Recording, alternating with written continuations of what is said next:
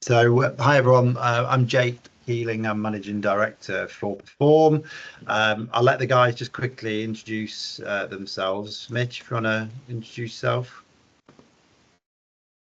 Yeah, absolutely. So I'm Mitch Rainsford. I am one of the senior S&C coaches here at P3rform. So my role is essentially bridging that gap between elite to grassroots. So working with those aspiring athletes, making sure that anyone that wants to improve their performance has access to that elite level MDT, whether that is physical performance from a movement standpoint, nutrition or lifestyle support, or psychological mindset standpoint.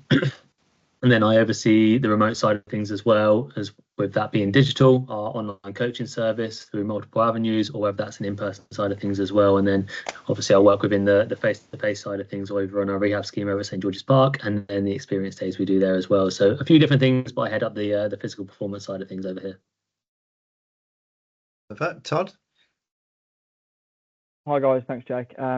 So my name's Todd Jackson. I am the performance nutritionist with P3rform. Completed my SCNR accredited masters last year, so I support mainly on the lifestyle pillar of our methodology, focusing on nutrition, focusing on recovery, focusing on sleep. Again, similar to Mitch, working across a broad range of athletes and online clients as well, from like online clients to like the professional players we get in on the rehab scheme. Perfect. And Lawrence? Cool. Hi, yeah, I'm Lawrence Leith. I'm sports sales within P3rform. Got a background in coaching from adults all the way down to grassroots kids in the UK and the US as well. So stepped into the role, and I'm engaging with teams. I'm the first point of contact and finding out what you need, and putting you in touch with the guys like Todd and Mitch.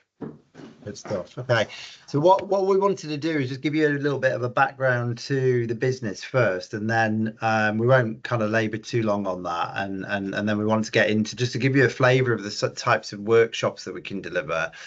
Todd's going to put together a few slides around sort of fueling players and all the way through from sort of youth to adult players and football specific sort of nutrition strategies, and we just want to give you a taste of that. But just to give you a background to the business, so it was set up in 2016, and we were kind of born out of St George's Park, really. My background is from a commercial side of sport.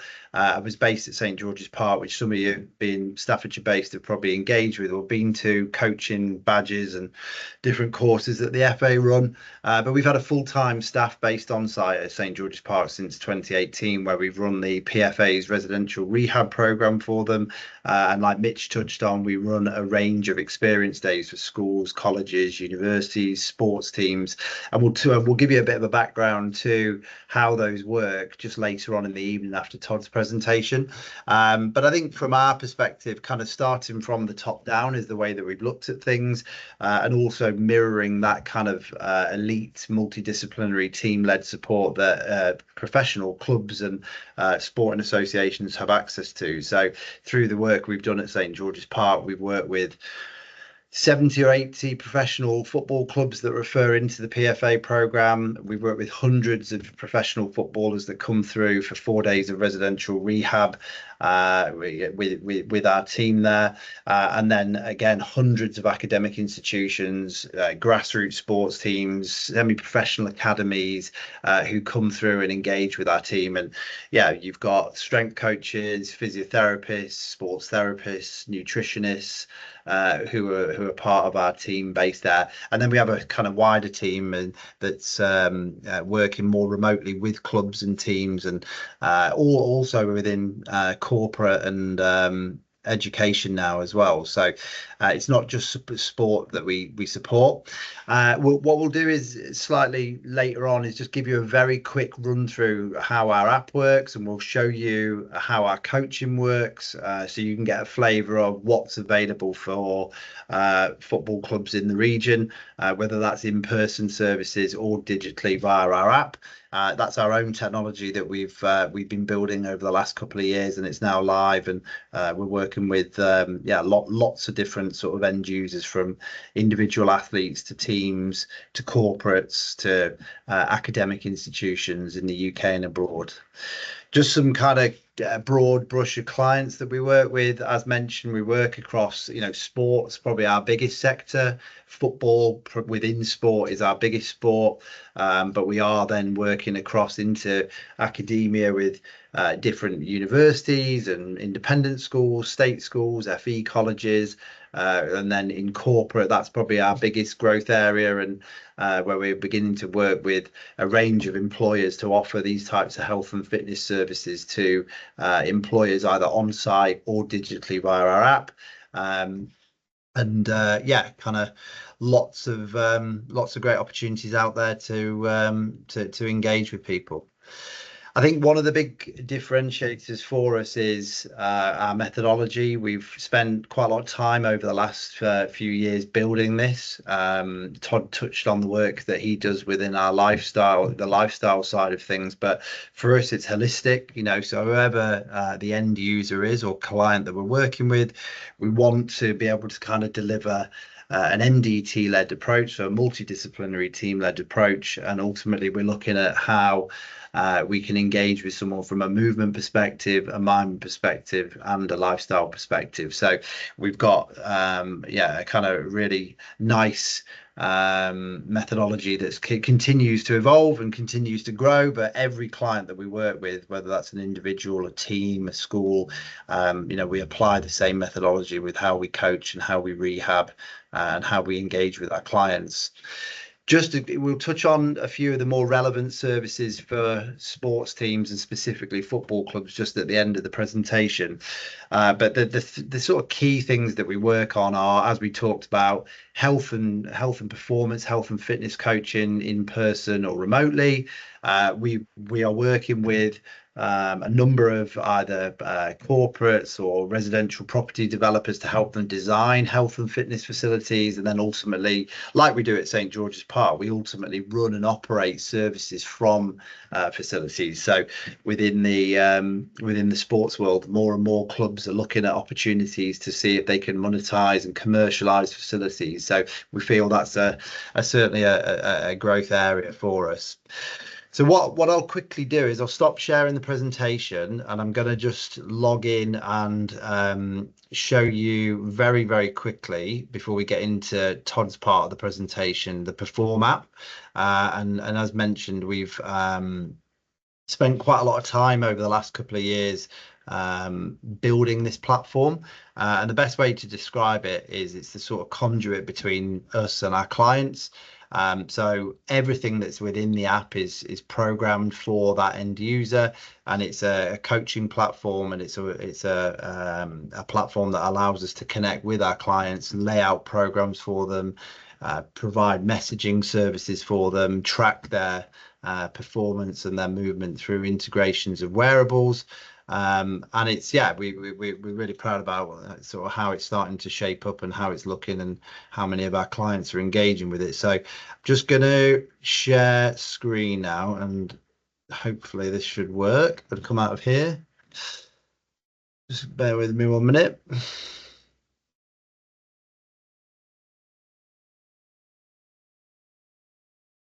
There we go. Okay.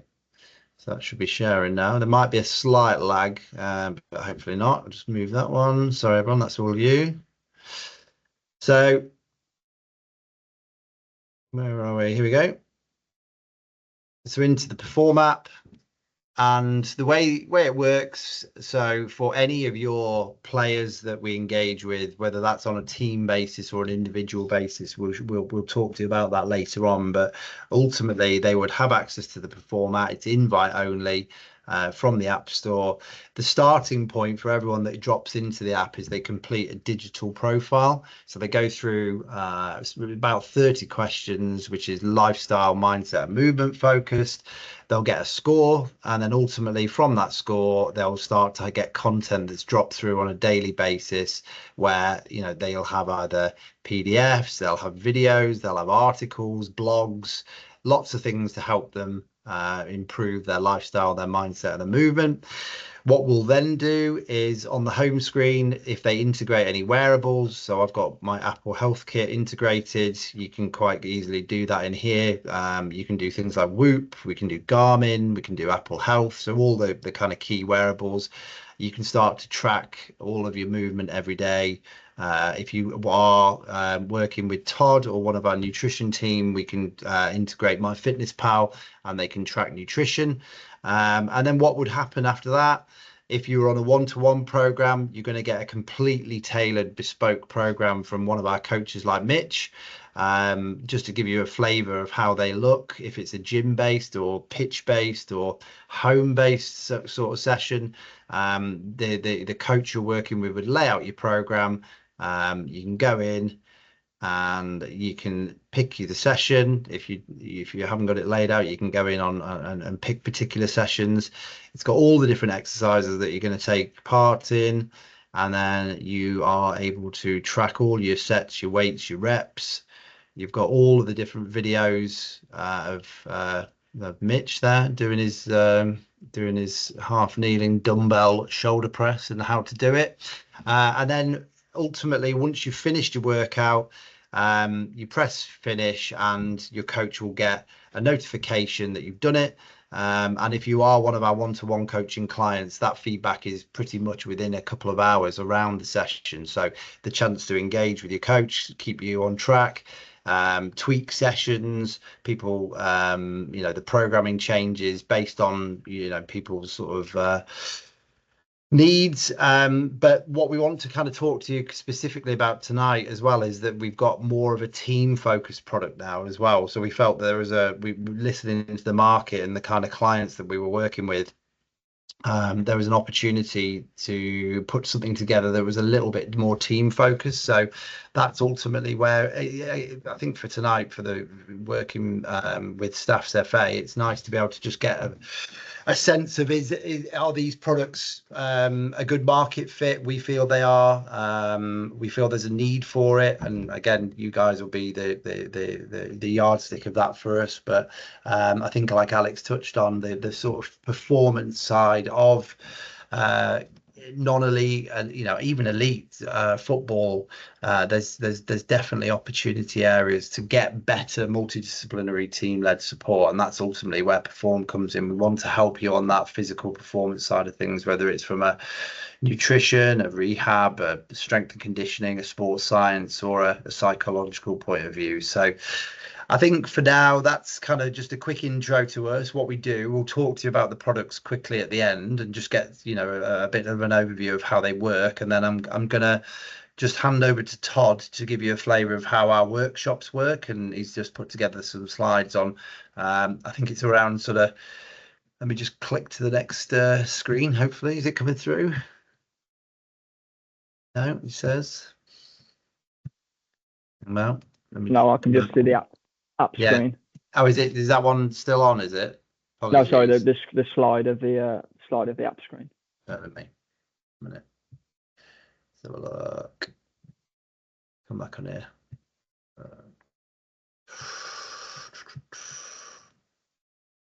There we go. Should come back on them.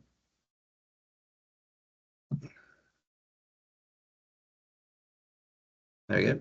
Right, so just before Todd's come in, I mean, we've had some pretty decent clients come through over the years. Katrina Johnson-Thompson, loads of footballers. Worked with Danny Welbeck a few years back on his off-season program. But again, looking at this, we've had lawyers, people we work with remotely of all ages, fitness levels. We work with students, Sheffield Hallam, who come and bring their strength and conditioning students to us every year. So it's a real mix of kind of, from elite sports people all the way through to grassroots and students. So over to you, Todd. Yeah, Jake, thank you. Are you just, do you want me to just tell you when to go to the next slide? Is that, or? Yeah, it's up to you. Yeah. Or do you want to say it's easier for you to, do you want to share? I'm happy to share if that's easier. Go for it, because it's probably better for you to control it.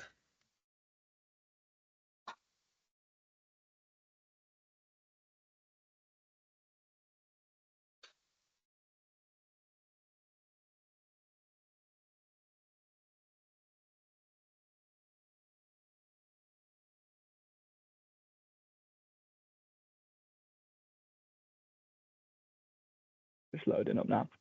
That's right. Can you all see that? Fueling athletes? Yep, room. Yeah, we've got that tab, yeah. Perfect, thank you. Okay, guys. So yeah, I know this is being recorded and it's going out to such a wide range of athletes. It's going out to different ages, it's going out to parents, it's going out to adult athletes as well. So the idea of this like small workshop is a little bit of a taste of what we do in some of our nutrition workshops. But yeah, I hope you'll appreciate that I've got to kind of be quite broad. But for the the clients we're catering to here, and the athletes we're catering to, but I think there'll be something in this for everyone to take away and put maybe a little bit of a tweak onto their nutrition and their programming for football essentially. So what we're going to go through is a little bit about grassroots and youth football and some key fundamentals of good nutrition. Whether you're 6, 7, 8 years old or whether you are 14, 15, 16, there are certain things you can be doing. We'll touch a little bit about adult football as well, and then how we can progress those basics onto something a little bit more detailed and what particular days might look like. And then we'll look at the reality as well and what some of the pros have been shown to do, which we can apply to ourselves as well. And then obviously if there's any nutrition specific questions, then we've got time for that as well. So I always like to begin on touching on what nutrition involves and why it's important. For me, those three things at the top are the fundamental pillars of why it's important. It kind of underpins our health and well-being. It allows us to grow and develop through childhood and adolescence. And then we can touch on performance as well, and it's really important for that. So it's not just only performance, so it's not just only health and growth and development. And then those things underneath, those topics, if you want to call them topics, they could be workshops in and of themselves, and we could do, I could do half an hour to an hour on each of them. But there's probably some things which people don't necessarily realize always come down to nutrition or come down to the nutritionist. And when you work with us or work with the nutritionist or a nutritionist, hopefully we're touching on or they're touching on all of these kind of things. So we're looking at recovery, we're looking at injury risk and rehab. So whether we've got deficiencies in our diet, we may be more prone to injury risk. If we are injured, then nutrition can definitely help us get back fully fit at the right speed and as strong as we can. Body composition is a big one. So whether we want to manipulate how much fat mass we have, or whether we want to increase or decrease how much muscle mass we have, that's a big one there. Fueling again is really important. This is what this workshop will kind of lean towards. Is that fueling for matches and training, but really important part of nutrition. Hydration again is another important part. And then those three at the bottom, probably not always thought of to do with nutrition, but kind of always like just fall to the nutritionist or it always ties into the nutrition of how is your sleep, because poor nutrition can give you poor sleep and vice versa. So poor sleep can impact your nutritional choices. And the opposite as well. So if your sleep is really good, you're more likely to make better nutritional choices, and then you can improve your sleep with nutrition as well, depending on times that you're eating and the kind of food you're eating as well. And then stress is another thing that we'll all get. If you're one of the younger ones and you've not had too much stress, I'm sure that will come in the future. But nutrition can play a role in this as well. And then the immunity and the immune system is another kind of relationship that nutrition can have as well. If your nutrition is not brilliant, then you might be more prone to illnesses, which essentially will keep you out of playing football and training and being at the best you can be. I'll throw this slide up because it's a little bit of just a little brief point on that.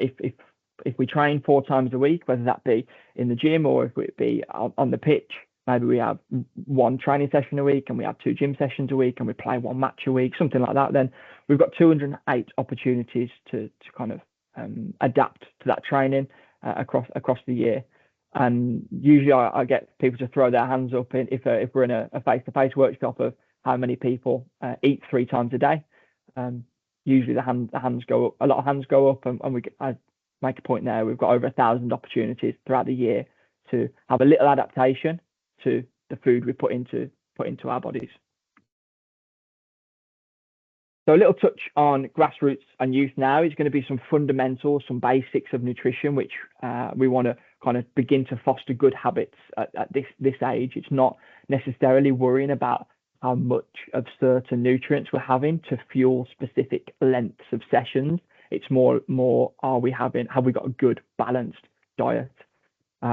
Things that I like to focus on, or this is how I channel my nutrition focus, and this is from a 7 or 8 year old all the way up to a professional athlete that we work with on rehab schemes at St George's Park. This is the nutrition hierarchy of what good nutrition should look like. So we've got that foundation there of energy balance and macronutrients. How are we getting enough calories for the work that we are doing? Are we then balancing those macronutrients to having enough protein, enough carbohydrates, and enough fat to ensure that we're getting enough energy?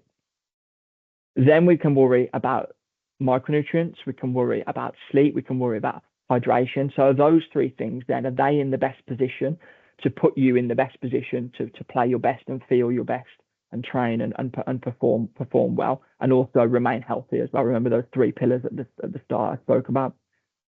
And then we look at periodization and timings. So whether we're looking at match day -1, whether we're looking at the pre-match meal, whether we're looking at that post-match meal, then when we talk about, can we get food in, refuel and repair after matches and after intense training sessions, that's when I'd be worrying about that. And then supplements, again, the cherry on the top, the icing on the cake. So often people will go straight for supplements and they have questions about supplements, but really if the rest of that hierarchy is not where it should be, supplements really aren't going to do much to make you healthier or to make you perform better if everything else is kind of lagging behind. So again, more for probably the youngsters here is just showing that what different macronutrients are, where we get our energy from. So we've got our carbohydrates, which can be things like our pastas, our rices, breads and bagels.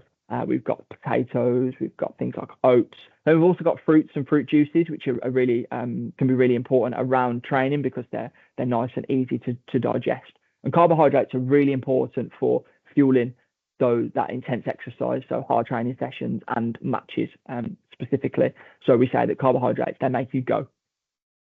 Protein then is where we kind of grow and we can build, and we get this from a lot of meat products. So we've got chicken, we've got steak, we've got tuna, and we've got salmon as well. But then certain people don't eat meat products, so then we could look at eggs, or we could look at yogurt as well as really good sources, or cottage cheese or things like that, which are really good sources.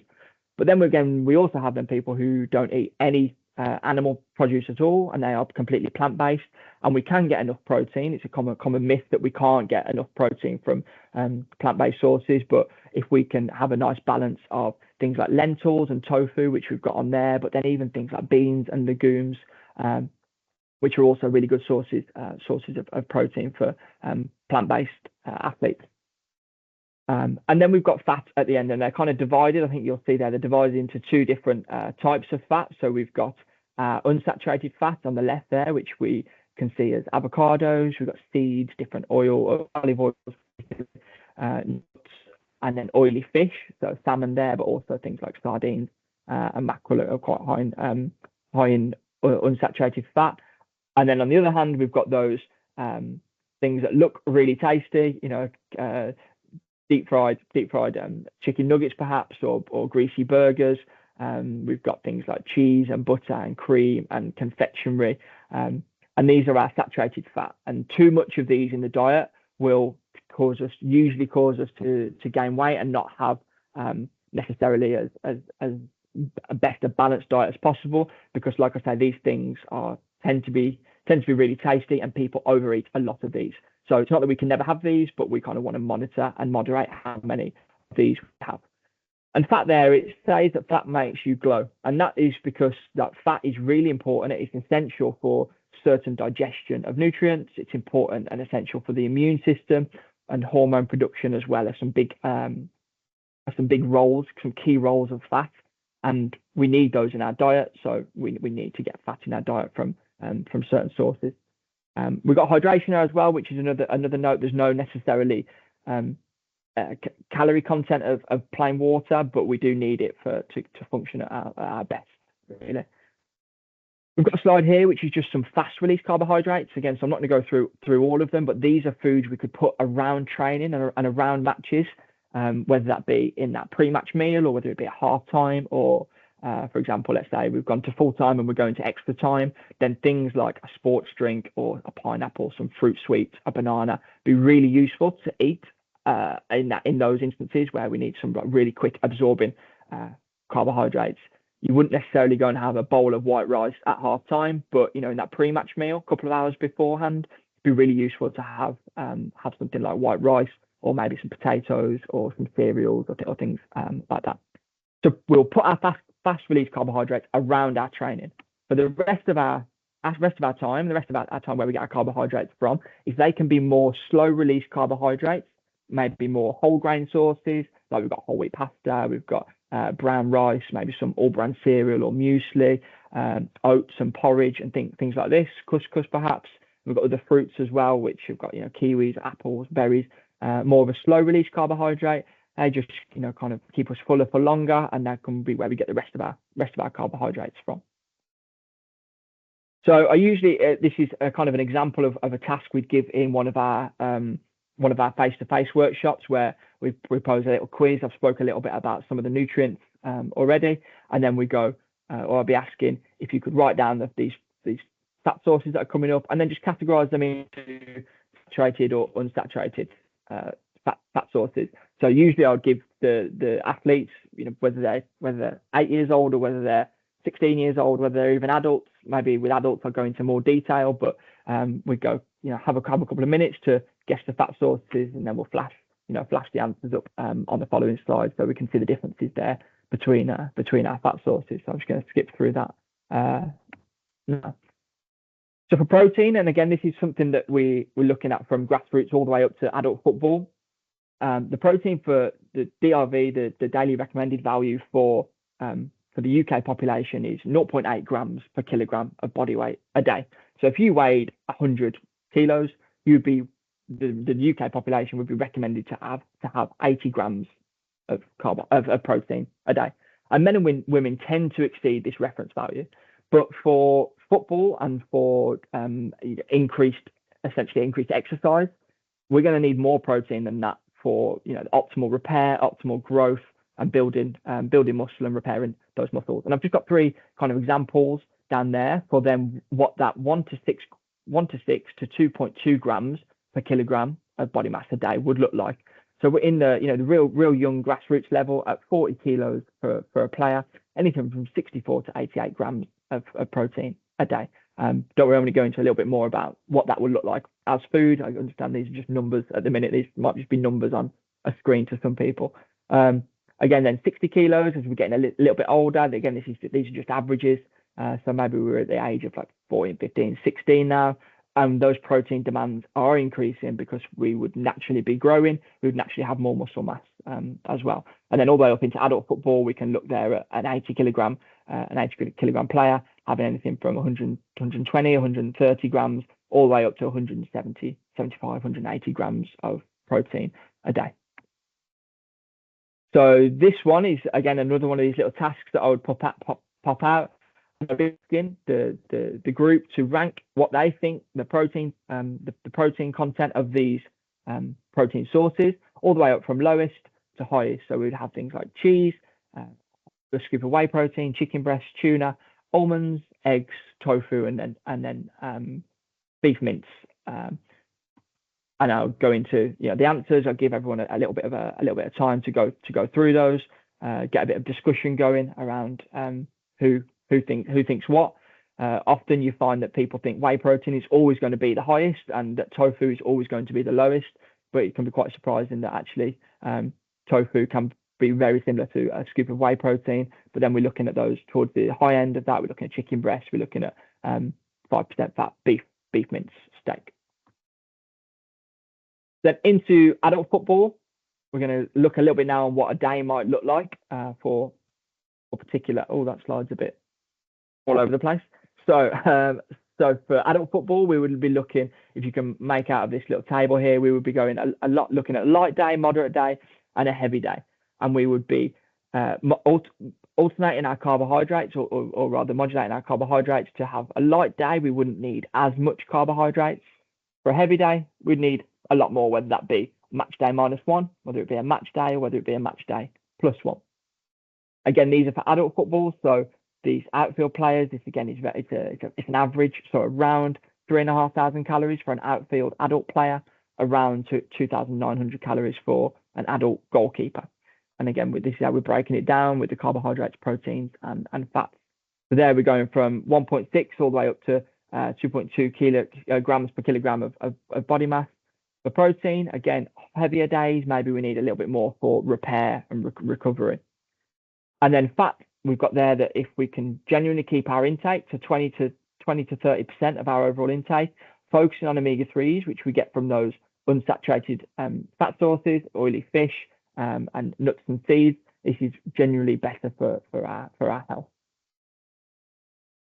So day 4 of fueling for a match day -1, a very light training day perhaps, but we are fueling up for the match that we would have tomorrow. So we would still be looking for that higher carbohydrate intake, and then again a little bit of a heavier higher protein intake to allow ourselves to repair and recover and ensure we've got enough for what we need. And this is how we're just breaking it down into breakfast, maybe a really light training session, post training and lunch, snack, evening meal, evening snack, and then pre-bed. And in each one of these, we've got some carbohydrate sources tending to be higher in carbohydrates. And when we're adding in foods, so rather than just having a bowl of porridge with some berries, when we're adding in foods, we're like, can we add some extra carbohydrates on that match day -1?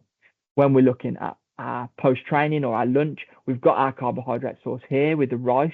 Yes, we've got our protein source with the salmon, but then can we add in a side of bread, or maybe a couple of slices of bread to maximize that carbohydrate availability for the intense match that you're going to be playing the following day. Again, then our snacks are more carbohydrate based, so whether that be a cereal bar or a flapjack or an oat bar, a little bit of fruit. Again, evening meal, can we add in a little bit extra carbohydrates to the pasta and chicken? I know this is a very basic meal, but people might have their preferences, but can we add in that extra carbohydrates? And then again, fruit towards the end. We've got again carbohydrates in the evening snack, whether it be fruit juice or some wafers, and then before bed, protein source and some carbohydrates again.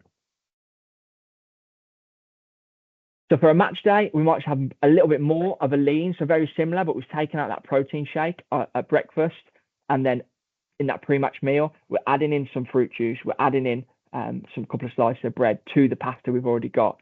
Pre-kickoff, we're thinking sports drink, or we're thinking banana, or maybe both, to optimize that carbohydrate intake. Protein and fat, we want to tend to have a lower intake in the morning before kickoff, just because this takes a little bit longer to digest and it requires the gut to work a little bit harder to break it down. So if we're having a pre-match meal a couple of hours before a match, we don't want the gut to be overworking, and having to break all that fat and all that protein down as we go out and play. So another thing to consider is fueling and repair. So immediately after a match, so if we kicked off at 3 o'clock in the afternoon, straight away, as soon as we're off that pitch, can we get some form of nutrition in, whether that be something really easy like a cereal bar, some fruit, again, perhaps a sports drink. This is going to give us those carbohydrates straight back into the muscles as soon as after we've depleted them. Evening meal, again, this is just representation. It can be pasta, it can be rice, it can be potatoes, it can be oats if that's what you prefer. And again, fruit juice there as well, and optimizing these carbohydrate intakes. I usually then throw out the question of what's this missing for? We've got refueling, but for repair, often the answer is proteins. Then we can add in these things to our nutrition, our post-match nutrition. We've got our yogurt, we've got things like chicken breast or other types of meat, perhaps And then a protein shake could be, or something like chocolate milk could be really good in this instance because we can digest it really, really quickly. And it's got a nice balance of protein and carbohydrates as well. That's just an example of what training day might look like, whether we've got training in the morning and in the afternoon, whether that be 2 football sessions, whether that be football and a gym session, whether it be a gym session and maybe you're going for a run or something, a bit of cardio work in your own time. But there we're looking at each time that we're eating, can we get, or taking in food, it doesn't even have to be eating, it can be fluid form as well. Can we get some carbohydrates in? Can we get good protein sources in throughout the day? We also don't want to neglect fruits and vegetables, so we want to make sure that we're getting enough of those in throughout the day, because those are in that. Remember that hierarchy, that next that next step up of the micronutrients, really important still. But we want to make sure we're getting enough of those in from our fruits and vegetables. And then a little bit of a note, coming to the end now, so a little bit of a note on the reality of the pros. In 2017, they looked at the carbohydrate intake in Liverpool's first team. And this was in a double, a two match week. They did find that the carbohydrate intake was higher on the match days. Perfect. That's what we want to be aiming for. Remember that kind of threshold of 6 grams per kilogram of carbohydrates for their body weight. And we're hitting it on match day, and we're hitting it on the second match day of the week. But again, we've got some arrows here. So if we want to optimize this, we can improve this for a fueling priority. That match day -1 on both of these matches. So day 1 and day 4 of the week, we're sitting at around 4 grams per kilogram of body weight, which that could be improved there. And then as could the recovery, again 3, and then day 3 and day 6, again sitting at around just underneath 4 grams per kilogram body weight. So this shows that yes, the pros might get it right on match days, but they're not perfect, and there is room for improvement. And if the pros can improve, then we can improve as well. And if we can just increase that a little bit, increase our carbohydrate availability for fueling, then that'd be really useful for your performance.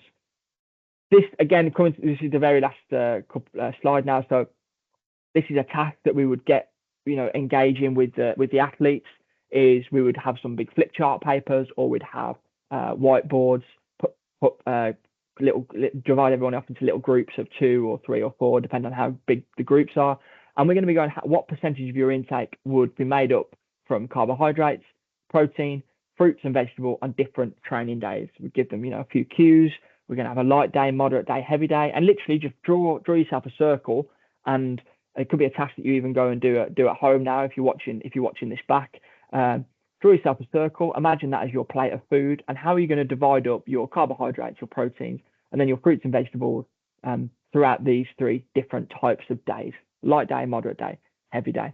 And we'd go off and we'd let the group discuss it for 5-10 minutes. What types of food are they going to put in there? How are they going to create some meals? Flash the answers up of what we would like to see across those 3 different days.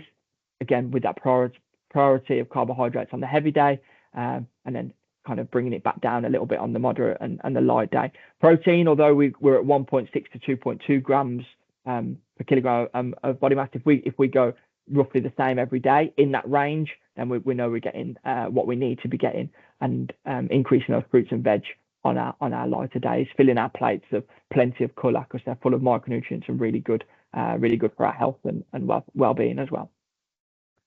So that's it from me. I know, really brief, really like whistle-stop tour of nutrition for fueling. If anyone's got any questions now and they want to throw them in the chat or want to unmute themselves, then please feel free. But if you also want to drop an email, then you can ask me any questions about nutrition on email or on LinkedIn as well. Does anyone have any questions for me right now?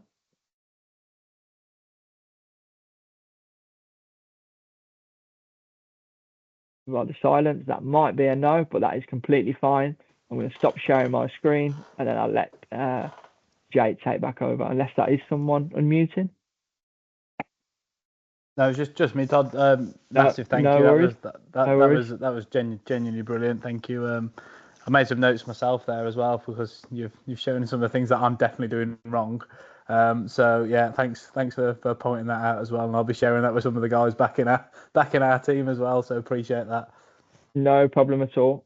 No problem at all. Am I still sharing my screen, or has it gone off now?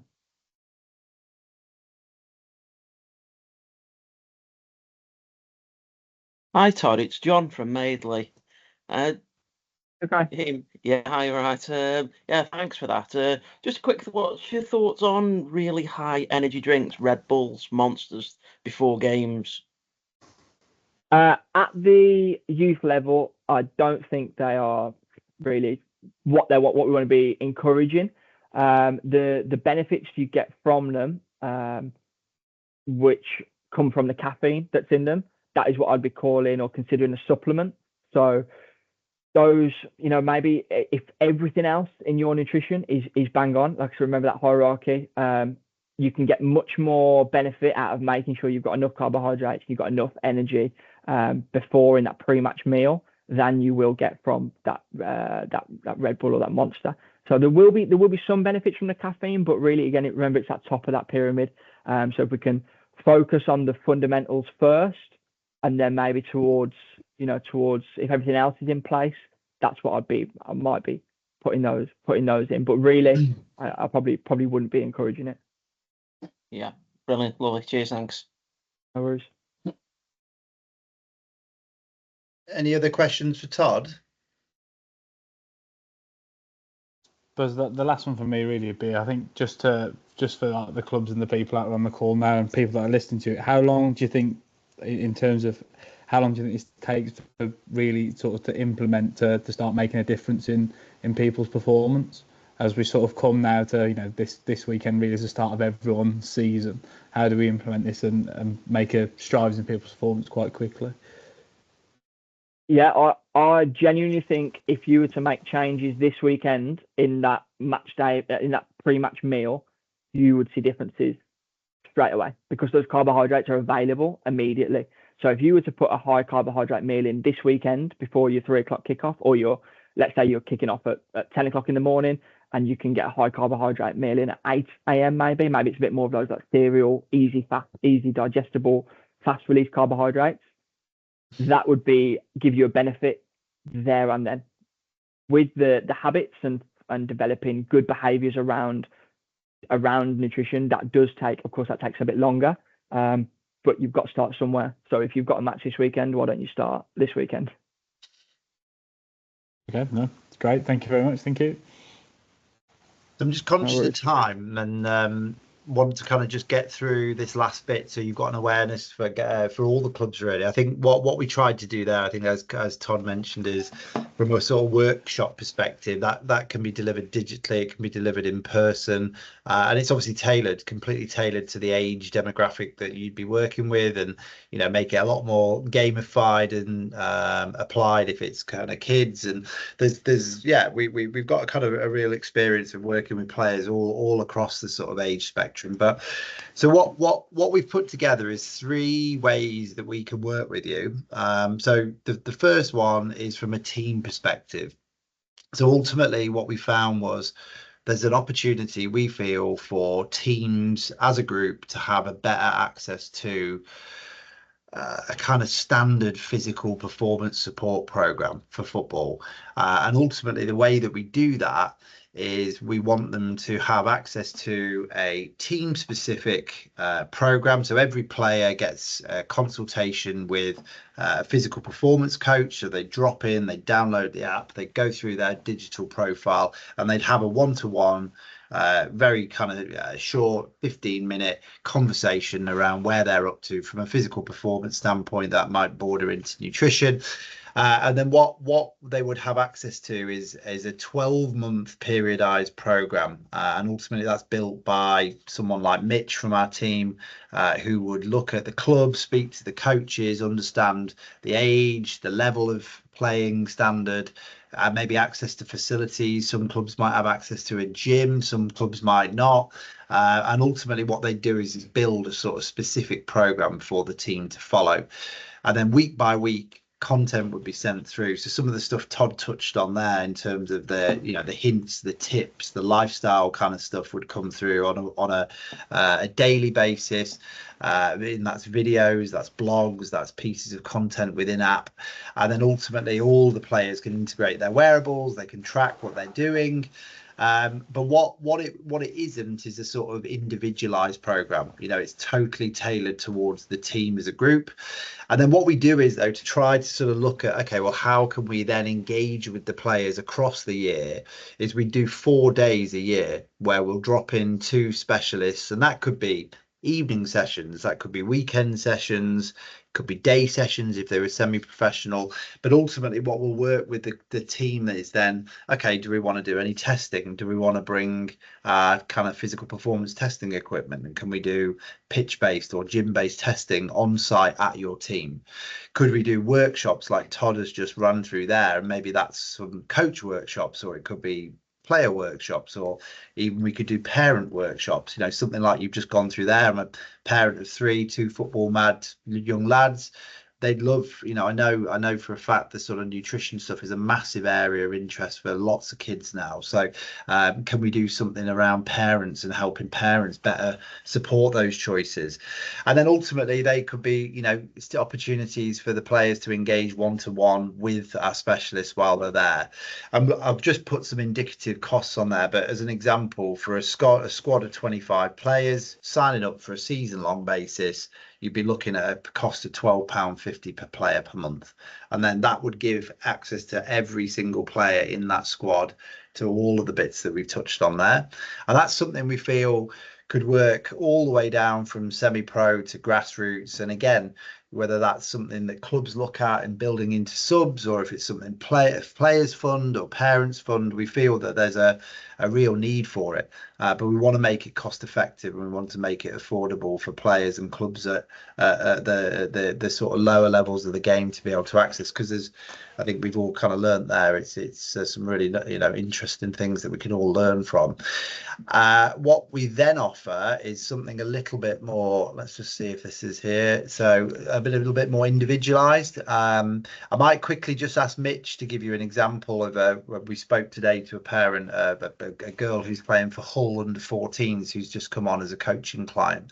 But we do offer this fully personalized multidisciplinary team-led coaching where it's fully digital, but ultimately the player or the individual will be getting access to a bespoke program, so completely tailored. So all the nutrition analysis would be one-to-one, all of the strength and conditioning programming would be one-to-one based on that individual's needs. If there's niggles and injury, if there's rehab needs, then the physio would drop in and would be programming within that as well.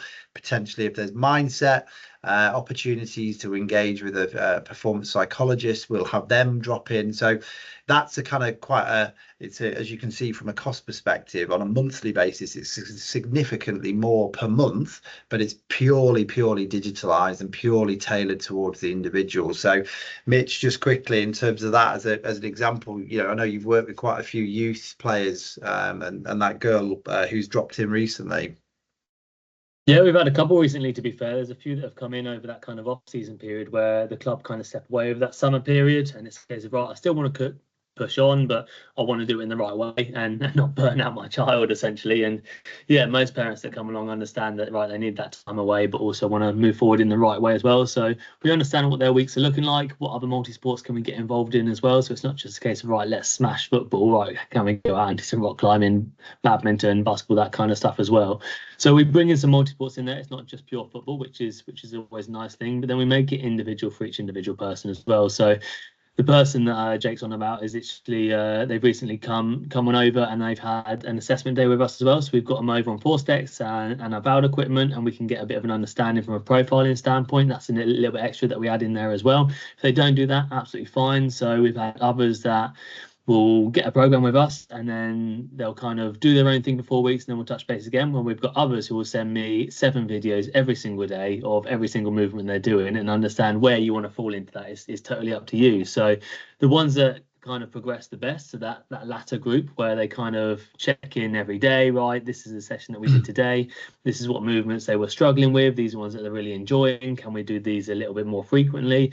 And then there's also that form side of things as well. We all know that kids, especially as they're growing up, limbs are growing quicker than they used to. All of a sudden their knees are going all different ways. So we can focus on that thing alongside peak high velocity to make sure they're doing the right things at the right time. So if they are going through that growth spurt at the moment, we want to step away from loading a little bit, but work more on balance and mobility. Once they're past that, right, now can we work on a little bit of power production, that side of things as well. So yeah, everything's a lot more individualized that way. If you're going away on holiday but still want to train, right, what can we do whilst we're away? Can we do some beach sprints, for example, or do we just want a week where we fully switch off and things like that? So everything's a lot more individualized that way, and it's a nice way to understand the relationship between the coach a little bit better too.